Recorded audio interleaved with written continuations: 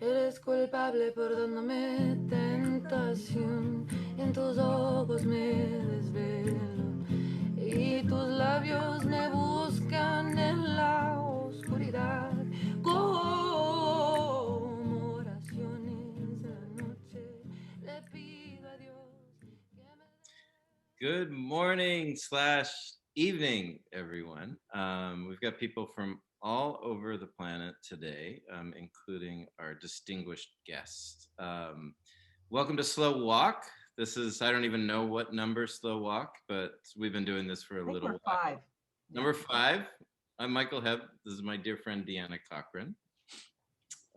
And you just heard a song from some friends of ours, a band Ila Bamba, who are incredible band from Portland, Oregon, very dedicated to the music, the traditional music of Mexico. And we have a wonderful guest with us today, Erica Buist. And Erica, I met first as a writer from The Guardian, and has been a journalist for a long time, and got this incredible inspiration to start this book project called This Party's Dead. It took her all around the world.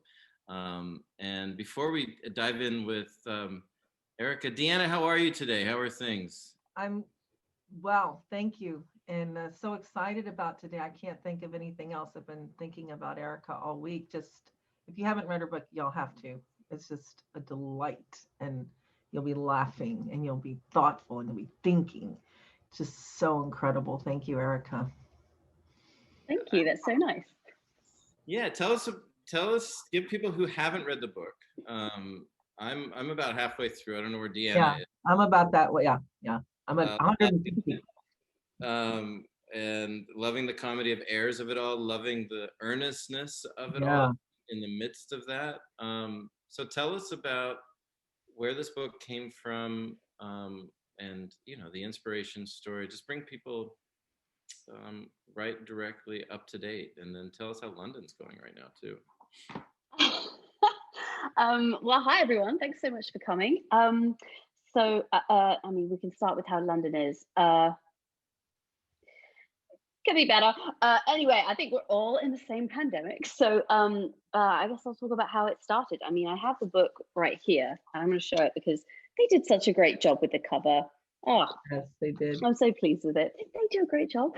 So how did it start? It started on a really bad Tuesday in October 2014. What happened was I got a call from my then fiance saying that his father wasn't picking up the phone, and that his cleaner was trying to get in, and he wasn't answering the phone, and the dog was barking, and there was mail sort of piled up on the doorstep. And I knew immediately that he was dead. Like, all of that is just, there's one diagnosis, right? He's dead. He wasn't quite so convinced though, so he said he was going to go and check on him, and so I had to sort of wait for him to find his father dead. It was horrendous because I felt like I knew a terrible secret that I couldn't tell him. And he was dead, which didn't make it any less shocking somehow. So anyway, I went over, and he'd been dead for 8 days. So the book starts off a little gloomy, I would say, because that was a terrible day. But so it was horrendous and shocking. And then afterwards is sort of when things became strange, because what do you do when your partner's father dies? Because the strange thing is that, no one asked how I was. Everyone asked, how is Dion? Which makes perfect sense, because you don't assume that someone is sort of cut up about the death of an in-law to be. I guess not all of them knew that I lived with him for 2 years. That he was my eccentric Australian housemate. So it was very difficult, but also grieving is hard. And if you get the chance not to do it, I really recommend it. No, I don't recommend it. It doesn't work at all. So what happened essentially was that I think there's a lot of things that you can do when you're, you know, you're grieving for one thing, but also when someone dies, you get kind of like a pang of mortal terror. You suddenly remember that death is a thing and that you're going to die and everyone's going to die. And so my response to this was I'm laughing because it's embarrassing, right? I give you full permission to laugh at me for what I'm about to tell you. I realized something that is still true, which is that anyone I'm not currently looking at might be dead. Now that is just true. And we all know that. But I don't think all of you are sitting there stalking everyone you know online to check that they haven't died, like texting them, looking for those 2 blue ticks that come up, you know, all of these things that suddenly seemed ridiculous to me that no one else was doing. I kind of thought I was a genius. And anyway, I was doing this for a few weeks, and then I realized that I hadn't been going outside.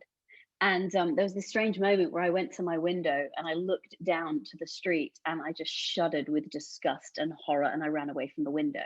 Now, there is a word for being afraid of going outside, and I was so annoyed. And I actually Googled how to get over agoraphobia. And I was expecting, what I was not expecting the internet to be rude, right? The internet told me to just go outside, which I thought was rude because that's like the one thing there's no way I'm doing. And I genuinely remember thinking, like, it'll just tell me to have like a glass of orange juice and just watch Netflix for an hour. And it told me to go outside, which is like, it's like, oh, if you have a headache, stick your head in a tuba and let someone play it. Like, it was insane. So it took a few days and I finally decided I was going to go outside. And so I got to tell you one thing. Agoraphobia, it doesn't actually mean that you're afraid of outside.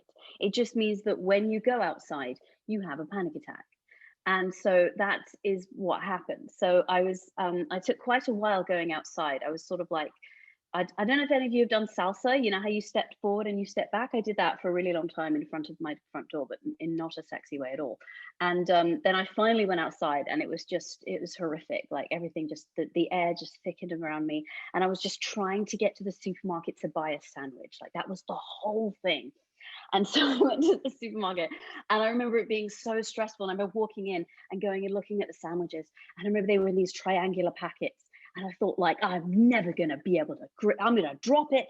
And it's going to be miles away on the floor. What am I going to do? So I just grabbed a baguette just for the ease of grip. And I started wading over to the cash register.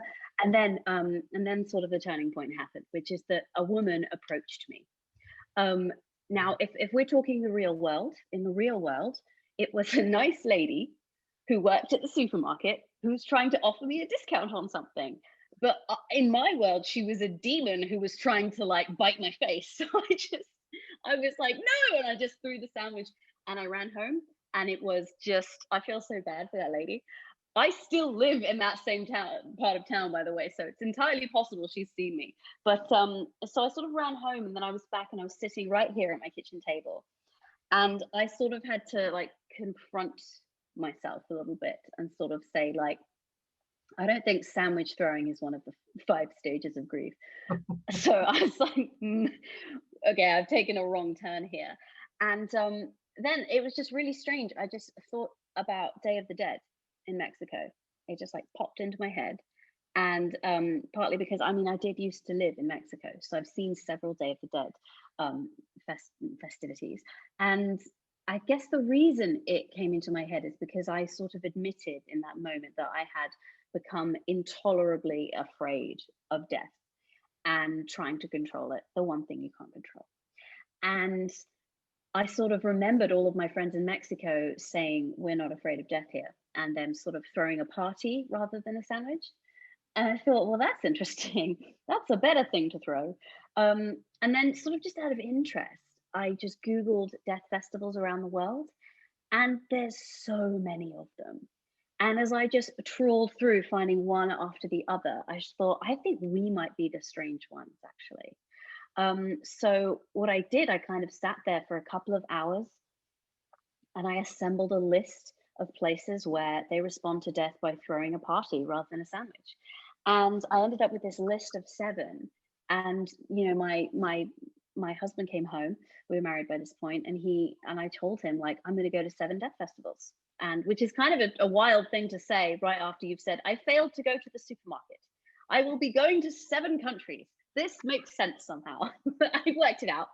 And yeah, and he asked me why 7, and I said because that's one day for every day we didn't find Chris. One day he lay undiscovered, one for each day.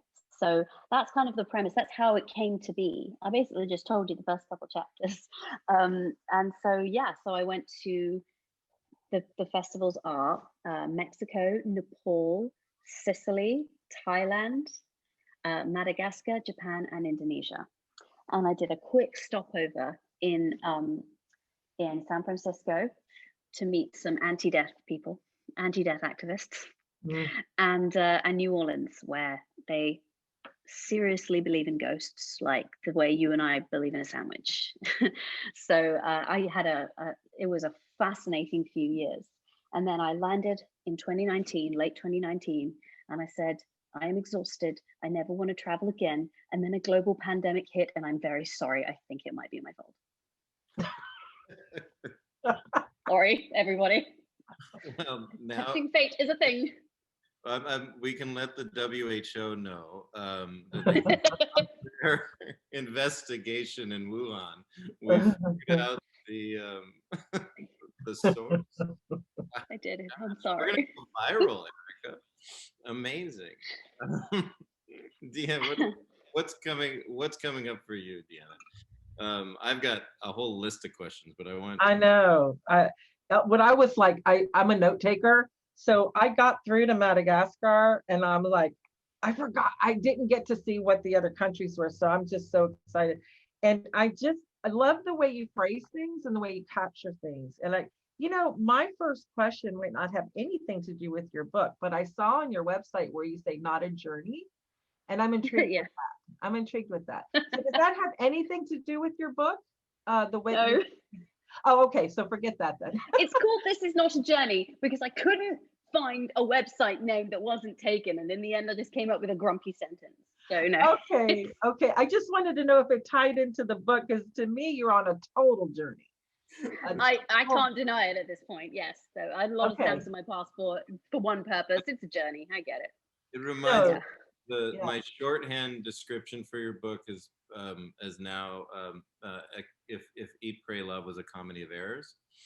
I'm so mad about this. I said in the book that people are going to call it Eat, Pray, Love with Corpses. I knew it. It's not Eat, Pray, Love with Corpses. No, what I loved, I mean, just like you said, that what you described and then reading the first few chapters of your book, it's like, oh, it was so nice to hear you describe what I read. And of course, there was so much more. You're hilarious. The way you write things, it just gets you, to me, how you describe all this helps a person get off of being afraid to even read it. Right. I think that's a common thing is people hear it and they go, oh, no, thank you. And they see skeletons on the front and they go, oh, I don't want to talk about death. That kills people, No, it doesn't. You can talk about it. I remember when you first started with the funny in the book, I'm like, I wasn't sure if I was supposed to laugh. I'm in the death world all the time. And I was reading, I'm like, oh my God, she found him, he was dead. And I know people that's happened to, and it's not funny. And then when you had some funny, I'm like, oh my God, for a second, I wasn't, is she playing? Honestly, I couldn't resist. The thing is, I think it was the easiest thing to get comedy out of. I mean, particularly, I'm British and we're a bit horrible. We'll laugh at anything, but also it's a tense situation, and a tense room is an easy room. You can get them to laugh easier than anyone. So are you referring to when the corpse got trapped in the bedroom and they had to kick the door down? Yeah. And then you got hit by it. I'm just like, oh my gosh, this is so true. Right, I got hit in the head by a corpse. Yes. Yeah, I know those poor undertakers were trapped in the bedroom with an 8-day-old corpse, and the police had to ask us if they could have our permission to break the door down, and there was just this long moment of silence, and then Dion went, "That's pretty funny," and then we all burst out laughing, and of course these people who were trapped in the room with this not a great thing, all they could hear was us laughing, which is so terrible, and that's even funnier. Yeah, you can laugh. We're horrible. Well, I mean, that's you said you were a stand-up comic. Is that right? At some point, and I mean, Yeah. correct me if I'm wrong. The idea is to build up tension, and then release it, right? Yes, it's an abusive relationship. Yes, you get Yeah. up there, you make the audience tense, and then you break it, and they laugh. And yeah, it's it's open and shut abuse, frankly. But yeah, I mean, it's definitely an easier room when it's tense. So yes, I think that happened to a lot of people. They start reading the book and they're not sure if they're allowed to laugh. And why not? It's because death is happening, and we're taught that we have to be very, very solemn about that, because laughter equals disrespect. And the thing that we're most afraid of in the West, when it comes to death, is about disrespecting it, because there's this enduring superstition that death is watching you and doesn't want to be laughed at. And if you laugh at it, it'll come for you, which is absurd, just superstitious nonsense, really. But also, I think it's a way of conferring some kind of control onto yourself. Like, the truth is, death doesn't care what you think or what you do. It'll come when it comes. So even the idea of don't talk like that because death will come for you, even that is just like, it's such an alluring idea that, oh, maybe I do have some control. No, I don't think you do. Just quickly, I wanted to interject, if I can. I wasn't concerned with death. And I don't know if it's because I work in death all the time. My heart was with you. When I was reading, my heart was with you, and I didn't want to laugh at you. You know what I mean? Oh, that's nice. That's how I was like, should I laugh? She's saying something so personal, and so it hurt her. And I didn't want to laugh if you were trying to describe. So that's where I was coming from. And that's then so sweet. Well, when the rest, then I didn't have to read very long before I was like, I love this. I love hearing from your perspective. Yeah. Oh, thank you. That's lovely. You can laugh at me. It's okay. Everyone listening, if you read it, you can laugh at me. It's fine. I'm an absurd character. Let's talk a little bit more about humor, as it's before we get into the even more uncomfortable, deeper end of the pool. But I was told a story by one of my mentors, Michael Mead, about a funeral that he attended in West Africa, and I can't remember exactly the country. And so I'm vastly generalizing, but the way that it was structured always sat with me, and it said, close to the body in this funeral, there were, the mourners, the keeners, the professional mourners, in fact, people that were within that community were, I don't know if they're compensated, but their role, in some places they are compensated, like in Ireland to this day, people that evoke emotion by crying, by wailing, and then you have the family, and then way in the back you have essentially the elders, and more likely the old men, who are cracking jokes about like who's next, and this kind of gallows humor. And so in New Orleans, you kind of have that, like the second line, you have the family, the professional mourners, the family, and then the party. So there is this, it's contained, and there's this structure. I'm just curious about what you found around humor as you went through these different festivals.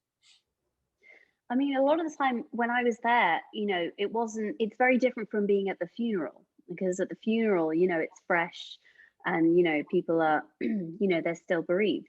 But I mean, the one where humor was the most present was in Nepal, which is at a festival called Gai Jatra, which means cow festival, because it's a procession of everyone who's lost someone that year, and the procession is led by a cow.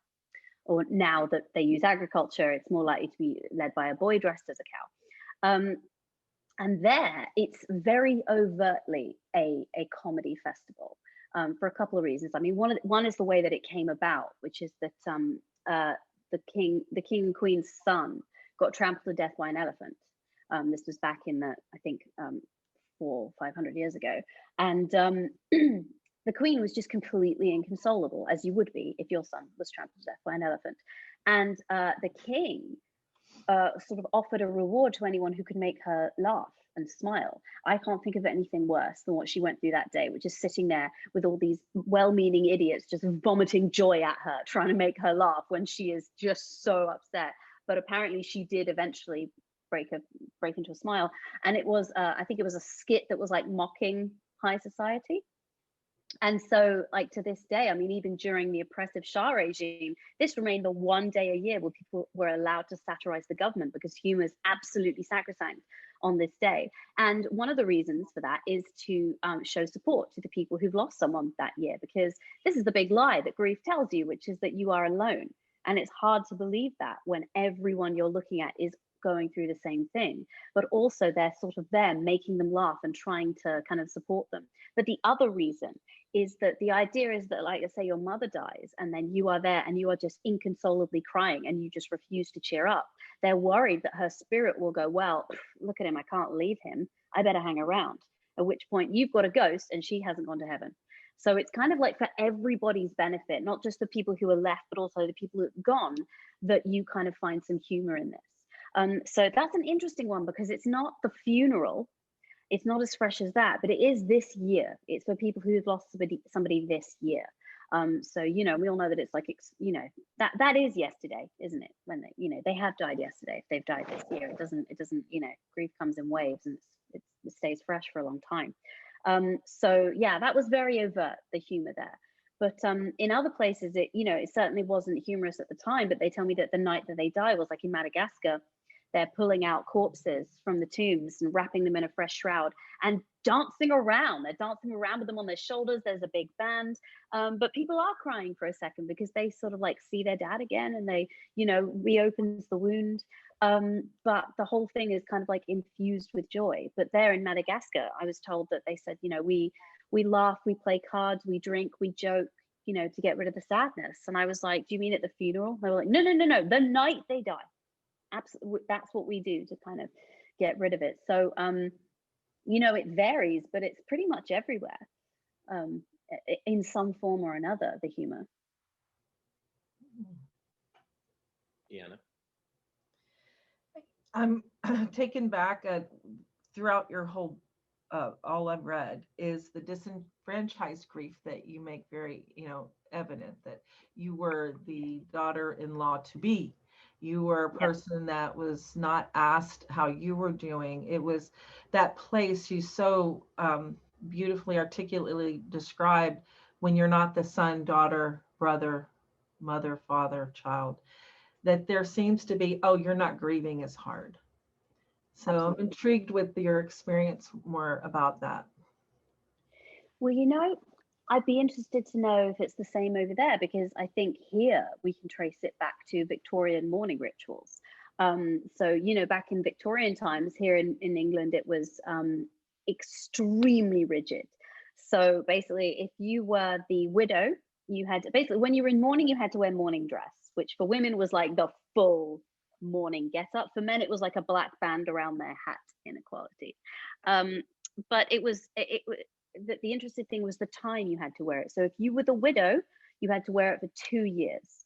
If it was your mother that died, it's like a year. If it's your uncle, it's 2 months. I haven't got them all in my head, but it was like these incredibly rigid mourning times. And it's like, you will mourn for this long and then you will stop, which is absurd, because we all know that it doesn't work that. It's not like you are sad according to your relationship, and your relationship has been issued, and that, you know, that's not how it works. And also, it doesn't heal like a cut.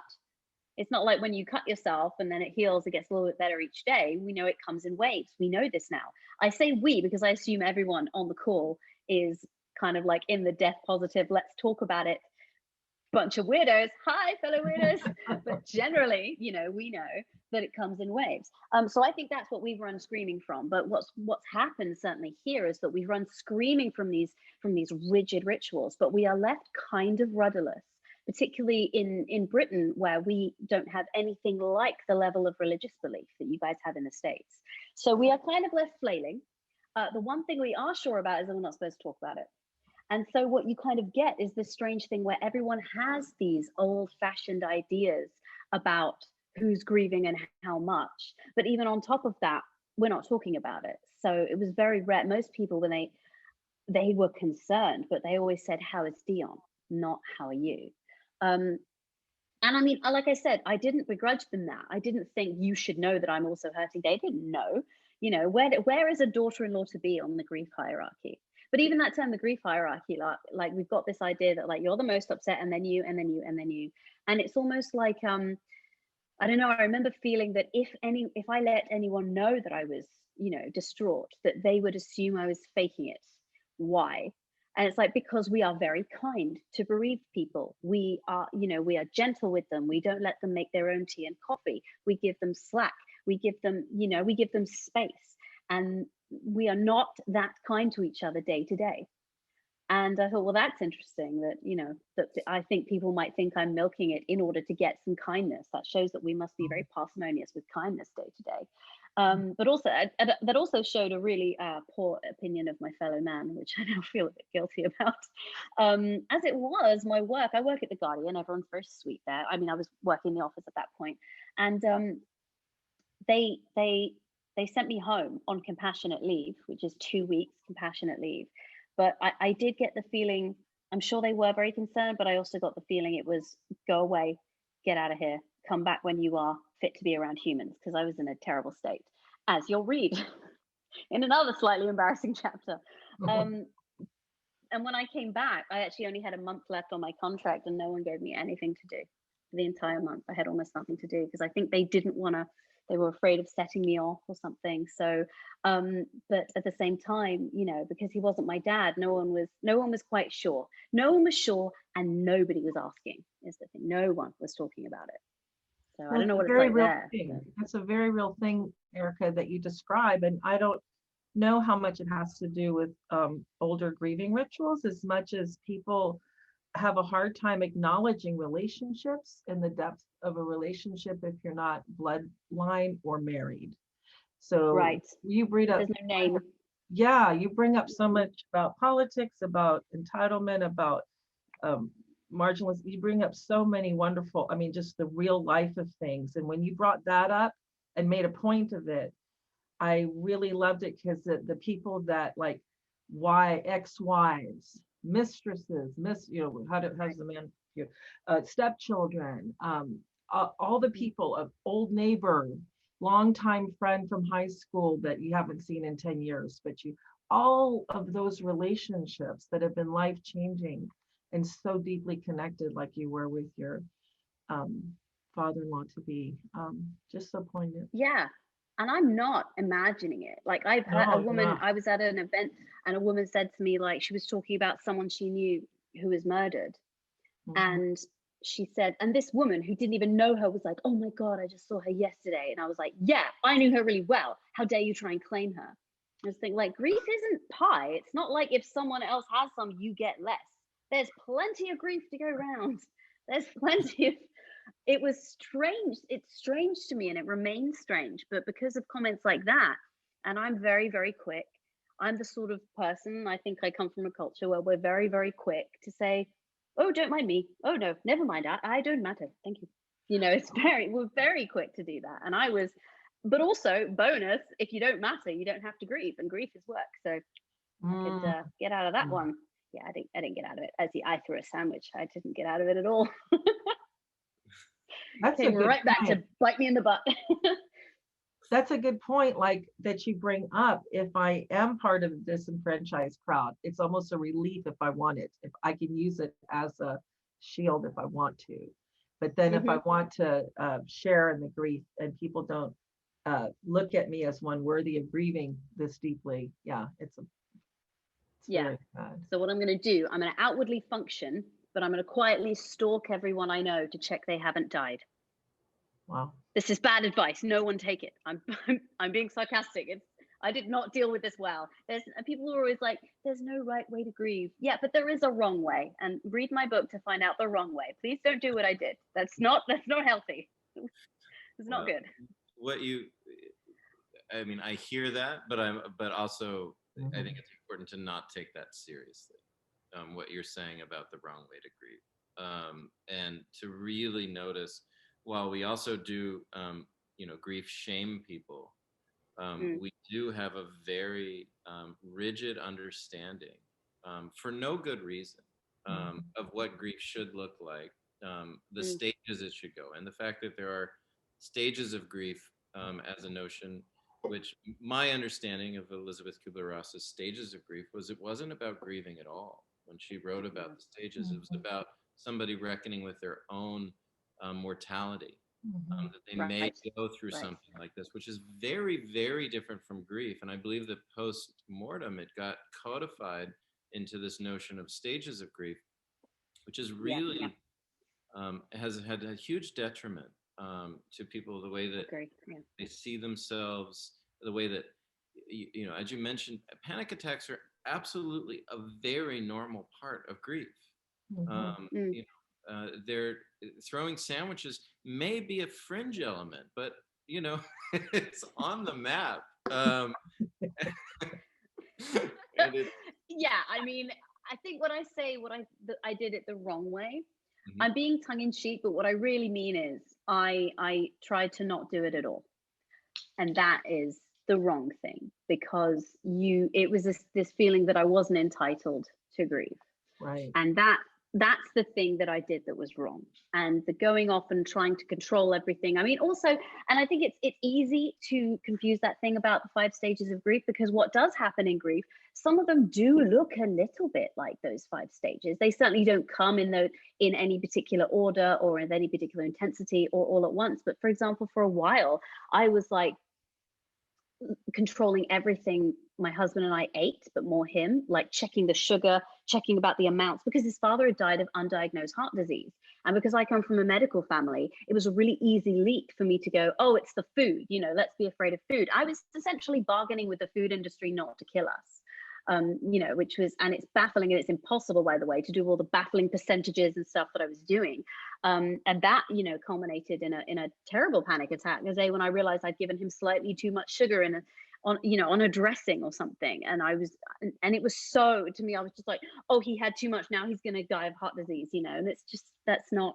And so I see why people get confused with it, is because you do get angry and you do get depressed and you do bargain and stuff. But yes, but the idea that it's just like, you know, stage number 2, here it comes, you will be here for 5 weeks, you know, it's just not, it's. And I also talk to people who will like burst into tears a year and a half later, and they'll go, oh my God, this means I haven't dealt with it.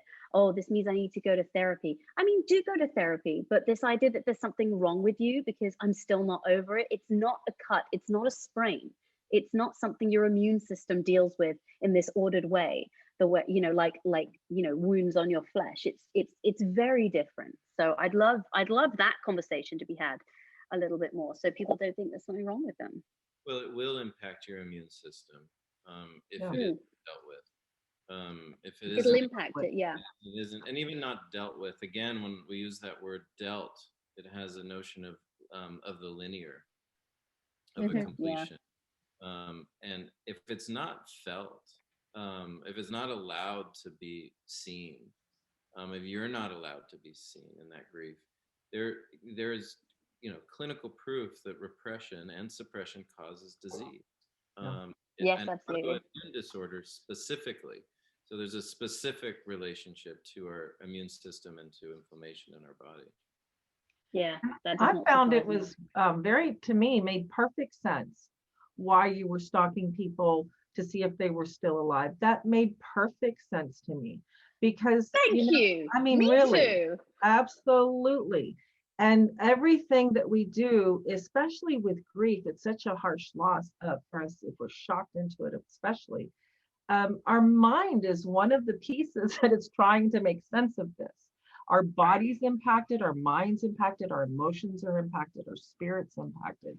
So your mind, your very quick mind, was trying to figure out what's going on and how can I not have this happen again, or that I would know if it happened again. I think that's.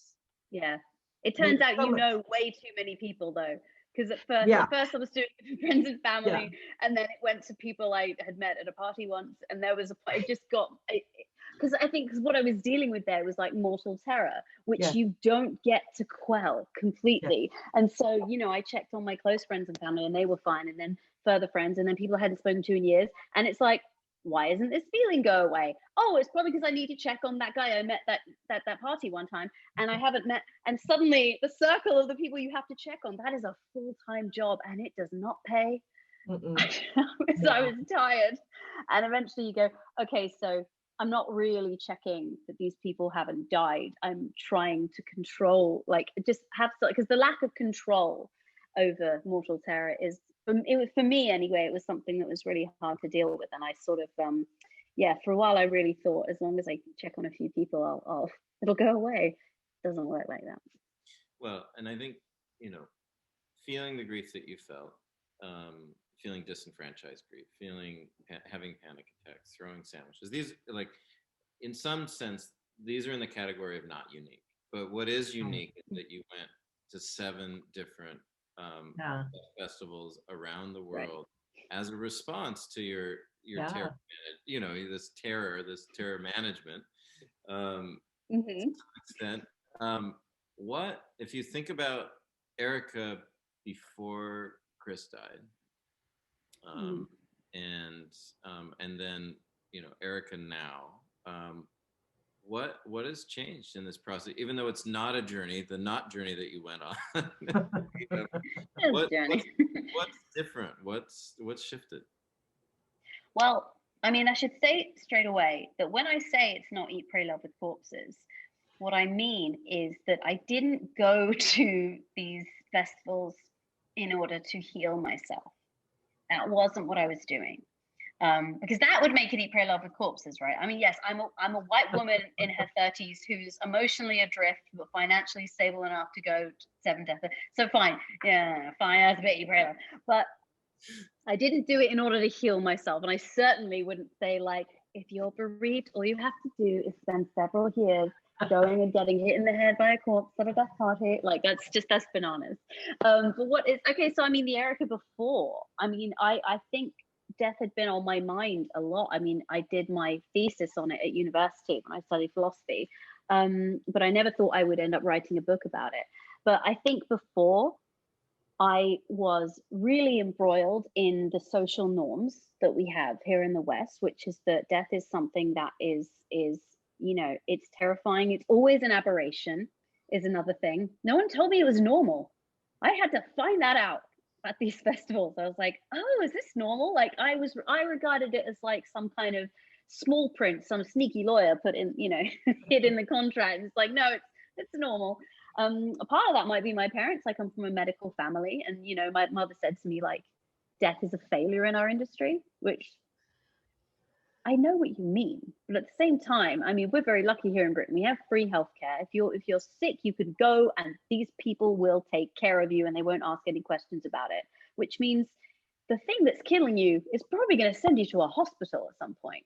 So, and everyone dies, and people do not get to die at home anymore. So the whole death is a failure, I know what they mean, but I feel like they should be adjusting that a little bit. So, but mentioning death is it's a faux pas, it's violence. You're not even supposed to ask somebody's age, presumably, because it's rude to remind someone they're going to die. So I was absolutely all in on that. And who am I now? I mean, like I said, I've learned that death is normal. It's painful, but it's a completely ordinary thing. It's not this shocking aberration every time. It was always going to happen. So there's that. I think also it's a very simple phrase you hear in all of these places where they say death is part of life. And at first I didn't understand that, because of course it is. But what they mean is it's not this, whereas I don't think we think of it as part of life. We think of it as this evil and an unwanted intruder that just comes smashing in and fudging everything up. No, it's part of, it is going to happen. It's part of life. And it's literally just that thing of like, I feel like the people who get to have these death festivals, it's not like a huge extra thing that they have. There's this common lie that like they're not afraid of death the way we are. That is not true. Every single human is programmed to be afraid of death on some level, but essentially there are people who are dealing with it well, and there are people who are dealing with it badly. We are dealing with that badly. And when you have a death festival, every year, or Festival for the Dead might be better called. You essentially carve out this time and space every year to think about not only the people who are gone, thereby giving yourself an outlet for your grief, because it does come in waves, but you're also carving out this time and space to consider the fact of mortality itself. And when do we think about mortality? We think about it when we absolutely have to, because the rest of the time it's a faux pas, it's an impolite, it's oh, why do you want to think about that? Now, so when do you absolutely have to think about death? When you are dying, or when someone has died. For example, when you find that 8-day-old corpse of a loved one, you are then assaulted with a death reminder. And so, of course, you're not going to be able to handle it as well. Like when I started this out, I was one of those people who was just like, oh, we're so bad at dealing with death over here. Why are we so bad at it? You know, people were like, well, we're so crap about talking about it. Why are we so bad at it? And it's kind of mean, because of course we're bad at it. We are waiting till the highest moment of trauma before we deal with this difficult thing. We are waiting until we have a sprained ankle before we go for a run. Of course we are not good at it. And so that's who I am as well. After these festivals, I think I'm a little bit kinder and a little bit gentler with people when it comes to this massive thing. Because again, I know that when someone dies, you are dealing with two huge things, two huge psychological punches: the loss of a person and the reminder of death. So yeah, I don't know if that answers your question, but also I have loads of really cool photos now. It does a little bit. Also, I'm just curious if you put yourself in your shoes of your best friend, or even Dion, perhaps. I imagine that you both changed quite a bit together through this. What would they say has, how Erica has changed over the last 4 or 5 years? So she talks about her book a lot. I think that's a good question. How would they say I've changed? I mean, I'm very good at putting up a front anyway. So I love to think that they think I haven't changed at all, because I'm just so good at pretending to be fine. But yeah, I mean, I think I speak about the subject a little bit easier, and I'm also not afraid of bringing it up in front of people. I say die, I don't say passed away or went to heaven or anything like that. I'm not euphemistic anymore. I mean, that is a problem. Like occasionally, like you get so used to hanging out with people who want to talk about this that another minute you're just like, so like, yeah, when I die, I don't know, do I want cremation or aquamation? Like that's when they dissolve your corpse, and the Catholic Church doesn't like that. And they go, Erica, we are eating. And I suddenly go, oh, I forgot. Polite company, you're not supposed to talk about this. So if anything, I might just be a little bit too, it still passes my lips so easily, the subject. And I sometimes forget that I'm in the company of people who have not gone on this journey with me, who have not read my book, who are not, they are still in the same place that I was before I went and danced in the street with corpses. So yeah, I might be a little too easy with it, to be honest. I have to try and, it's hard to walk that line between being the person that brings this thing up because it's good and right to talk about it, and being the person who is ruining dinner. Just being rude. It's delicate. Yeah. Deanna, do you have thoughts? Yeah, well, I'm just thinking about the way when we're seriously impacted by death somehow, and that's what it sounded like to me. You were describing to Michael. You were transformed, in my opinion, to where you are now, and I understand what you're saying, that, oh gosh, we're having dinner and I'm talking about aquamation, describing, like, yeah, we have to be careful because most people, like, when I started going to business networking meetings, when I was trying to talk about palliative education and to understand, well, what is that? What is palliative care? We'd be in lunches and I would begin talking about, serious illness, dying, death, palliative care. And when I had to get into what it was, I mean, people's forks would drop. They would sit back. Yeah. They weren't laughing and talking anymore. So it was a real downer. So I just had to, for me, as a person who doesn't want to be a barrier to other people, I do need to kind of be mindful where I'm at. When I maybe not at the party, or when I don't want to talk to someone at the party, definitely bring it up. Yeah, I know, they'll run away. I know, it's kind of boring. You have to remember this social convention of just like, you bring it up and you have to wait while people go, oh, Yeah. are you done? Because But a lot of people do like talking about it. Actually, they really do. It's just where are we when we're bringing up, and who are we talking to, and what is it that we want to, what kind of, it's definitely, you got to be in the mood. The lighting has to be right, right, Michael? yeah. Yeah. I mean, I find that when I bring up with the work that I do, it used to be that there was a little bit of a rock back, and then yes, then they were stuck with me. So I actually have the opposite situation of saying what I do at a party means that I actually have to be social at that party, because people want to talk, and now they don't even rock back anymore. It's just like in, and then I'm like, oh, okay, here we go. So I'm not a therapist, but I'm going to have that conversation. So it's, but I do know that things are different in the US than they are in the UK. I remember that I've hosted some death dinners in the UK, and they were, psychologically, anthropologically, socially, from a sociological perspective, so fascinating. oh, really? I decided for a period of complicated people.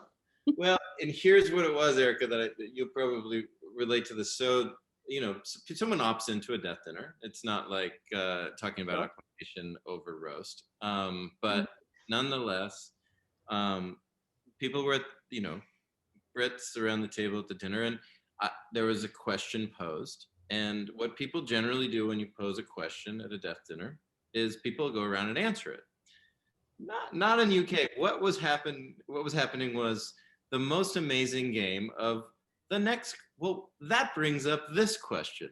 Well, interesting, John. What about this question? And Mary, I have this and I was like, stop. Do you realize? Are they skirting around?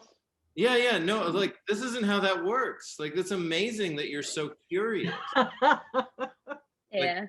Like, gold star for curiosity, but the idea is you actually have to share. Do they have alcohol? Because that's the only way Brits can do it generally. Yes, we are a repressed people. And yeah, there's a show, there's a very funny comedy called Peep Show. And it reminds me of a very famous line from that, where the guy thinks to himself, why do the people who want to talk about things always win? Why can't the people who don't want to talk about things ever win? I thought, oh, that's so British, what he just said. Yes, that doesn't surprise me at all. And were you successful in bringing them back to the question at hand? No. Oh, yeah, we're skilled. Oh, yeah, it was a total disaster. I gave up, which just means... It's in here. And that, what I've taken away from my conversations with people about death, regardless of whether they seemingly want to or not want to have the conversation, the more interesting game is to be the person that they want to talk about. Make the change in the way that you're behaving, that you actually become the opening for them to want to share. Because everyone does want to talk about death. They just might not want to talk about it with you and in the way that you think that we should talk about it, because it's something we all think about, and there's just needs to be different routes. So that's the game I play now. You've got a lot of faith. That's well, I feel like when we talk about grief or death, what's coming to the table also is a person's grief. That's the only reason why I say I got to be careful where I am, because grief always comes to the table when I'm talking about dying or death. So the people, that's why I paid really close attention of where I am. And I made a little joke about it. Well, if I don't want to talk to you, I'm definitely not going to, I'll definitely bring it up, because I know that people will be intrigued, mostly if they're not sick or dying or they haven't had a recent death. Most people are intrigued. But when they're close to it, that's where it's really complicated. But most of us are not walking around, we're not therapists, so we're not going to be ever ready to help someone process, for sure. But that's just something. Have you noticed, like, people talking to you, Erica, are they bringing up their prior experiences with death? How are they? Oh, I mean, I was amazed at how ready everyone I spoke to was to I'm talking about, tour guides, people who were taking me to, the burning ghats in Nepal, people who were taking me to, Trunnion Cemetery in Bali, where people are, they leave them to rot in the open air. These people were just delving right into their own path and giving me everything. And I was really amazed by that, because I thought, this is, my skills as an interviewer can only get me so far. But the fact is, people were very happy to offer this, these stories to me. And I was just amazed at how, I put them all in my acknowledgements for saying that I can't believe how much they were happy to go into their own grief, their own dead mothers. They would tell me everything. I was quite touched by that, actually. I thought, it suggests to me that people do want to talk about this stuff. And like you say, with the right person, and the person who says, I am here because I want to learn about your death culture and your death festival, that seems like a person that you can talk to about your mother's death, I guess. But yeah, people were so open with me. It was great. Creating the right, that's the thing. You create the right opening, and people, I think everywhere. But I'm curious, of all the rituals that you saw and experienced, what were some of the most memorable? Are there rituals that you've actually brought back to practice in your life? Do you create altars in your home now? Are you lighting candles? Do you have a day a year that you dedicate? And it's okay if you don't. Just curious. I love the triple threat of a question. And the last part of that is, are there rituals that you aspirationally still want to add? Like, I saw this, and some of them aren't attainable, but there's some, like, I really want to incorporate that, but I haven't gotten around to it yet. The most memorable ones, I guess the ones that jump out in the memory would be Madagascar and Tanah Toraja in Indonesia. And they're the most memorable because they are the most different from my experience, which is those are the ones where the corpses were invited to the party. So like I said, in Madagascar, we went down to we went up to the tombs. There was like thousands of people there, all one family, because everyone has 15 children and they grow up and get married. They each have 15 children. So there were just thousands of people there. And I'm standing on a tomb, and they are, they're digging into the ground. They pull back the slab, and then they start just pulling bodies out and shouting the name, and sending them so that they can rewrap them in a fresh shroud, and write the name on the side so they can remember them in 7 years, and then put them on their shoulders and dance around. And I got hit in the head by a corpse. This is all very memorable. Not something that my parents are up for starting in our family. They're not up for that tradition. But it's and then in Tanah Toraja, the one I went to afterwards, it was that, but even further, really, because they were taking the corpses out of the tombs and they weren't wrapped in a shroud. They were just there in clothes. I was looking at a person's like dead face, and they were giving them brand new clothes and like a brand new handbag and a new cap. And then people just running up to them like this. Imagine if you're the dead body, just running up to them like that, because they're doing a FaceTime call with someone who couldn't make it. And I'm seeing a tiny little woman on the screen, and she's going like, oh my God, hi, Grandma. And she was just like almost crying. She was just so happy to see her again. So there's no rest in peace. You rest in peace for a bit, and then they bring you out again. And, that's obviously so different from my experience. But that like changed me completely as a person, because first of all, huge difference. And like one of the reasons we couldn't possibly do that here, apart from the legality of it all, is that here we think when you die, your power is gone, that you essentially don't matter anymore in a weird way. Like obviously you do, and you're in that person's heart and everything. But I think one of the reasons you don't speak ill of the dead is because you don't kick someone when they're down. And you certainly don't kick someone when they're 6 feet down. You've got to big them up, because they have essentially been demoted. Their projects are over, their power is gone. And that's sort of like the harsh reality of how we see our dead. But there, in Madagascar and Tanah Toraja, your power increases when you die. And the reason it increases is because they believe that you, the ancestor, are now the intermediary between them and God. So, here, someone religious here or there would pray to God and say, God, hey, they go straight to the big man and ask him for stuff. Whereas in these places, they pray to their own ancestors and they ask their ancestors to take their wishes to God. So these people are powerful. And if you annoy them or you don't honor them properly, they can make your crops fail. They can make your health bad. They can really mess you up. So you've got to keep them sweet. And just that simple difference, of course, the corpses are invited to the party. You know, my guide said, like, why wouldn't we honor them? Why wouldn't we touch them? Why wouldn't we dance with them? You know, and it was just so obvious once I'd been to these that there is nothing frightening about a dead body. Whereas growing up, I remember thinking if I ever saw a dead body, I'd be a basket case. So that was extremely memorable. And, you know, even arriving in Tanajaraja, which was my last set festival, I honestly thought I was past this idea that there's anything frightening in a dead body. But I'd forgotten one important detail, which is that I completely forgot that the love would be just shining through all of it. And the moment I actually caught this on video, and it went super viral in Indonesia after I shared it on Instagram. This woman was just sat on a ledge, and next to her was the corpse of her grandmother, who'd been dead for about 4 years.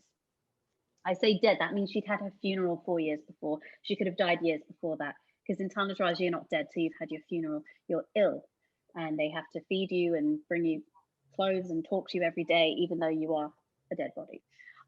So anyway, she was just sat looking at the view next to her dead grandmother, and she just looked at her, and she had like a little bit of dust in her hair, and she just did that. She just brushed it away. And I was just blown away by this, because it was just such a loving gesture, like she was just a person, which she is and which she was. Whereas we have this idea that the minute you become a dead body, it's like, oh, get away, that's not him anymore. I've actually seen that and I think it was an episode of like Grey's Anatomy or something. A guy dies and the woman who loved him is like hugging him and crying, and they're all like, stop, get off him, that's not him anymore. And I was like, and now I'm yelling, give her a minute. My God, he's been dead for 2 minutes. Just give her a second. But they were honestly grossed out that she was clinging to this dead body. And so that was just, I don't know, that was just mind blowing. It just completely changed everything, I think, about it. But the other reason that was the most memorable is because you forgot to include on the ways that Erica has changed, the way that you watched Grey's Anatomy. Totally. Yeah. Now I yell at it and go, I'm going to watch something else now. And I have. But yeah, it's not the best show. It's okay. What is that? Oh, and I was going to, because this is important too, about the thing about why it's so memorable, is that in Tanah Toraja in particular, you have a physical death and you have a social death, right? So you die, as in your body stops working, and then you don't have your funeral until they have the money, until everyone can make it, and that could be weeks, months, or years. And I went and visited what I believed to be 3 dead bodies, but they said, no, they're not dead, they're resting. It was actually kind of a faux pas when I said, how long have they been dead? He was like, okay, they're not dead, they're resting. And I was like, sorry. So they remain part of the community for years and years. And then they have their funeral, and they're still part of the community because they get taken out for a party every year. And what really struck me was when I interviewed a woman who works in palliative care in Manchester University, and she said that essentially we have a physical death and a social death. And here people die their social deaths first, because when they're dying, they get abandoned. People say, oh, I want to remember them as they were, or, you know, I don't want to, they essentially just, these people say they already feel like they're dead bodies because people have abandoned them because they don't know what to say, want to remember them as they were. And I thought, this is mind blowing, because we think we're doing it right, but over here, these people do not die their social deaths first, they die them way after. So it means here, people aren't just dying their social death, but we're killing them. We are literally killing our loved ones socially because we cannot handle death. Right. That just changed everything for me. So I would say those are the most memorable. But just, I mean, just to quickly answer your other questions, I haven't brought any of the rituals back, to be honest, because I haven't brought them for myself. I guess I don't want to be that British imperialist that goes places and picks and chooses the bits I like and takes them home for myself. I don't feel like I have a claim to any of these rituals, but I'm happy to know about them and to understand what they say about those cultures and what it says about mine. So I kind of feel like I've got them sort of collected in this in this artifact that is a book. And I would love to make a Day of the Dead altar and stuff, but I don't. It's partly because I don't literally believe it. I don't literally believe they're coming back to visit. So what I've ended up doing, I guess, is knowing that the point of having those rituals is kind of to give your love an outlet. Like, your love doesn't go anywhere, so you have that ritual so that your love has somewhere to go, if that makes sense. So yeah, giving my love, because I know that that's what they're for. I can kind of try and find a way to do that on my own. But maybe at some point I'll make a really banging Day of the Dead altar, because I know how to now, because I did help construct one when I was there. You know what I wanted to hear just a little bit about is one of the, I think, like I said, I got up to Madagascar, and I don't remember if it was Nepal or Madagascar, that you talked about how you assumed something was being done for one thing, and actually it was a very loving, kind, beautiful thing that they were doing. And it just goes on the heels of what you just said. So I love the love connection. I'll talk a little bit with you about that. Yeah, I mean, in Nepal, so I was there. This was actually before the day of the Festival of the Dead. My guide offered to take me to Pashupatinath, which is where they burn the bodies on the pyres. And we went there, and I'm just like, remember, I'm a journalist, so I'm very particular about facts and getting things right, So I was asking him to confirm everything. I was like, why are they doing that? Why are they doing that? And I must have sounded like an idiot, because I didn't know anything. But what made me laugh was that I was wrong every time. So a good example, I've got this here somewhere actually. I can read it to you if you want. I have the passage right here. Would that be helpful? Yeah. Okay. It'll definitely be expressive. It's only very, very short. Please do. Okay, cool. It's so weird. I actually had it open on that page. It's so random. Okay, I said, the men draped strings of marigolds across the body carefully, as if they might wake him up. I think of how we treated Krista's body, like a problem to be solved. I realize 8 days is much too long. Marigolds wouldn't have cut it, but I doubt we'd have behaved much differently if it had been 8 minutes. Another body is being